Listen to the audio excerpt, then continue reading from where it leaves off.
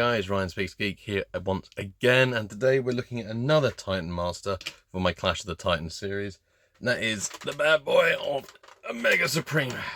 These weigh quite a lot, hence the dramatic noises then. Look at him, great representation of the G1 bot, really good to the cartoon, really good to the toy.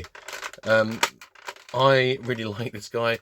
Unfortunately, all my Titan Masters pretty much all of them are going. I just don't have the space, sadly. You might think, but Ryan, isn't there a palace behind your curtain? No, there is not, unfortunately. In fact, this video was so wide, the last one I had to do like this one laying down and then another curtain thing there, but I'm actually decided just to put this one on its side, makes it easier. It's a great bot. I'm loving the very Autobot colours, so you got your reds and yellows. Really good offsets well with the grey. Great face sculpt. Can sort of have the full rotation, has that little cannon, like the cannon ponytail. I'm doing that as if you can't see my face. Cannon ponytail, which is really cool, nice little feature. Yep, it's got the wings. This really is like a part former, so this is one that doesn't just transform normally into like the city mode. It has lots of different sort of parts that come off, like the arms, the track, the legs move, the central body comes out, all part of the transformation. Articulation wise, he's got a ridiculous amount of posability. I really like the fact that the claw has a lot as well, and it does come with a lot of these energon blast type things, and it's got this particularly big one here which is particularly menacing. Reminds me a little bit of, you know, the robot in Lost in Space, the 90s one. It sort of reminds me of that when it's like that. But that's really cool, so you can either have that obviously with a rocket, or it just looks like he's firing a huge amount of pain at you. Yes, you wanted the sound effects. There's ratchets on pretty much everything, which I really like. I'm going to take that out because it does tend to fall apart because it's made up of lots of different bits, so you can make a huge amount of explosions in the base mode. Also got the cannon arm. This can technically extend for the rocket bit, but if you just want more of a blaster looking thing. It's been repainted recently into the Omega Sentinels, which is one of the Generation Selects. I won't be picking that one up. I think that's probably the only one I'm not going to have owned even for a very brief while, sadly. But like I said, because I don't have the space, I can't then buy one just to review it because they're a lot of money. I've kept two of the extra blast features on the shoulder because I just think it looks kind of cool. The idea is got like some, I don't know, like candle shoulders. The legs, you got the foot, you know, we do like a good foot tilt, the old ankle tilt, don't we? So he's got that, so we can do some very dynamic posing. As I said, he's got that, the hip swivels. Again, I'm doing it like with a bit of like, because the ratchet joints are so tight on this, in a good way, not in like a so tight you can't move them, but in a good way where you actually do feel like it's solid, and if you put him in a pose, he's going to stick to that pose, which I do really, really enjoy. Now, interestingly, this bad boy came with the little bot that normally comes with these figures. Instead of being a slightly bigger one, someone's done something quite clever, and they've put Countdown. So Countdown is a G1 Micromaster that came out in the 90s that had its own rocket base. So even though he was a tiny little bot, his base, which transformed from like a rocket launch station to like a full-on base for Micromasters, obviously that would probably not be as popular now, sadly, because they've done a few Micromasters, but I can't see them building the whole thing. So to have him included, this is his Dune Buggy, Space Dune Buggy mode. Moon Buggy, that's probably the way to do it. I'm just combining words that don't need to be combined. Moon Buggy mode, and he's a really cool little addition. Transformation is nice and easy, he says. There we go. I like to put my radar dish up top so it looks like he's constantly getting signal. This is a really good sculpt. I do own the G1 Countdown. I'm not selling him though. That's one of the ones I will keep base mode wise, because I guess where he's vintage and just a bit different, I'm like, yeah, he can stay for now. But yeah, Countdown, really good representation. Once again, Toy Hacks have done an amazing sticker set for this set, and I think they've even got a couple tiny little stickers, teeny stickers for him, because I think the original one, if I remember correctly, has stickers over the wheels. But you know, the wheels all move, which is nice.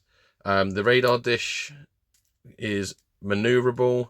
He's got quite a bit of articulation for a Micromaster. I mean, definitely more than the G1 one, but that's not particularly hard. But again, very posable, really good scale wise. So when you have him in base mode, which we'll look at in a little bit, you can see that it really does fit in when he's in his buggy mode, being able to drive around the road. So really, really happy with him. Like I said, now that was a small bot that came with him. However, I always like to think that the part formers, so you got like 6-gun, Scamper, Brunt, Fast Track, these kind of ones that turn into like these weaponized type things, sort of always look good with one of the base modes. So I have got, and this is, I'm including this in my sale with it, because the reason I got him was because I thought he went so well with him. So I've got Ironworks, which is one of the sort of Micro Mastery type bases. It's based off those old ones. I really like this. I just think colour scheme wise, let's get him. I always thought this was a good pairing. So I kind of always think of this as weirdly his mid-size, like his deluxe bot that would come with him.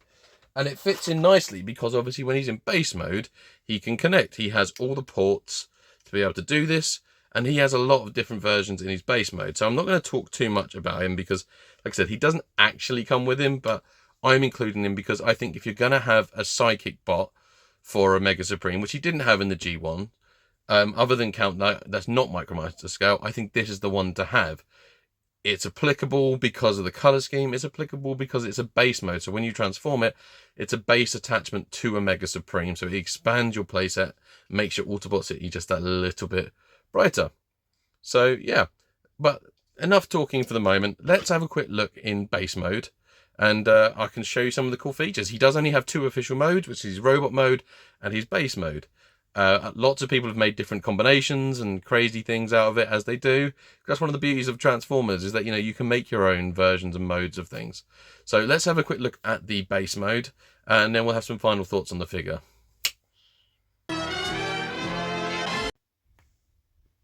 And here he is in base mode, the ridiculously large base mode. I mean, it's ridiculously large mainly because of this one bit. The rocket is insanely long. I would argue probably maybe even as tall as he is in bot mode. Obviously, you've got the countdown.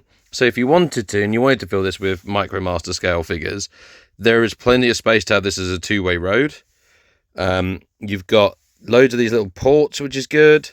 These open up to being like cubby holes, like docking bays almost. So you got the main tank as well when he comes around. Looks really good, really, really good.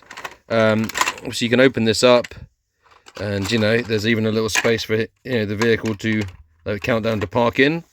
So I can see why they've chosen countdown, because it's very much a case of like this is almost part of the rocket base. So I guess you could argue it's a bit like the rocket base that he originally came with in Micromaster form. But it's this is really impressive. We've got the missile turrets. It's just a really cool base mode. It's just really good they managed to get the track. It obviously doesn't have the motorized feature that it did before. It's got wheels on the bottom. That's what sort of drives it. I mean, personally, I would probably have that to one side as like its own defense vehicle, and I would stick to having the Micromasters on there. It looks really good. The good thing about this, so I obviously am putting Ironworks in with this. I haven't got him transformed or to hand, sadly, because he's already been packed up. But he is one of those ones where he turns into like a mini base type thing, and you can connect. So you really can make these cities as big as you want. This can connect to Fortress Maximus, and you can buy on Etsy like some handmade or 3D printed ramps to sort of extend that, and bridges. And there was even, I think, a sort of a particular couple of Transformers that sort of supposedly transform into a shield, but really they transform into ramps for the city bot modes. I mean, you don't have to have this facing this way either. That's the good thing about it. If you wanted to, you could always have that facing. I mean, it's got a bit of a stiff ratchet joint, but you get where I'm going with this. You can have it facing any direction you want. And obviously you take the rocket out. Ugh. It's just a big racetrack effectively, which is really cool. I do really like it. It's a bit like the original Omega Supreme, the G1 one, because it is a bit of a part former. So you have, these are what obviously make the back wings in the robot mode, and the rocket makes both the arms and a lot of the shoulders, and obviously then it becomes the head and main body. So it really is a part former, but the good thing is you've got these support struts that come out underneath, which keep the road track bit quite solid. But yeah, very impressive, very well designed. I know we've got a repaint in the form of the Omega Sentinel, so check that out. Anyway, let's get back to some final thoughts. See what I mean? It's a really cool base. The rocket looks impressive. The fact it's got the track, I mean, yes, the tank isn't motorized anymore, but I can really live without that. It's a cool feature of a G1 toy, but it's not one I necessarily feel like I need on the modern stuff. So I'm sitting them on my lap like, what would you like for Christmas, Omega Supreme? He is fantastic. I am sad to see him go.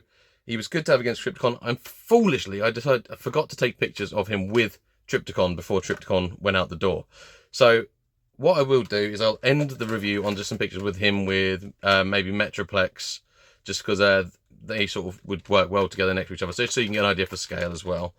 I don't have the G1 toy to compare. The best I can do is say, here's an image. But to be fair, you could probably just Google that. And there's plenty of people who've probably done more in-depth and better reviews than me. Half the reason I do these reviews, one is because I like to show you guys if you don't have one. And I think, it's a good way to see someone actually playing with it or talking about it if you don't have one and you're unsure, especially because of how much money they cost. And two is because even though I don't have room for them now, I do still love them. And by doing these videos, I can have a piece of them forever. I can always look back on when I did own it and just think, oh yeah, that was a really cool feature and that was really cool something. So hi, future Ryan, watching your own video, you vain man. But it's just a way of sort of keeping part of your collection with you, even if you can't physically keep it with you anymore, sadly. So Omega Supreme, I think, ranks among the best out of them. The only slight critique I've always had of him, I've just always thought his body looked a bit long. But then there's not really a correct way for an alien robot to look, is there? I mean, it's so close to the cartoon and the G1 toy, so maybe it's just the character's got a long body. I don't know. That's my only tiny minor critique, really. I love the spaceman helmet type thing. I loved his story arc in the cartoon, and it was one I always loved as a kid as well. But even as a kid, I was like, where do the rest of his bits go when he's like a rocket and then he lands on Cybertron and yet he can transform? How does that happen? Space bridge technology. That's what we just go with. But yeah, really, really like him. Very sad to see him go, but he is going to go to a fantastic new home. And whoever has him next, I know will love him as much as I do, I'm sure. That's one thing you can do, I suppose. You can always get his let's say nipple launchers. That's a bit weird, isn't it? Get his little chest cannons out. Let's go with chest cannons. Just for that one last badass super shot of everything. Fire everything! Yeah, I would highly recommend him. I think it's worth getting up. I think if you can get one of the Sentinels as well to go with, I think that would be a really cool thing. I mean, heck, if they go down cheap enough, get two, and that would look really cool, like two either side. Plus, when they all connect up, it would look like some kind of awesome, like Autobot spaceport, which I think would be a really cool thing to do.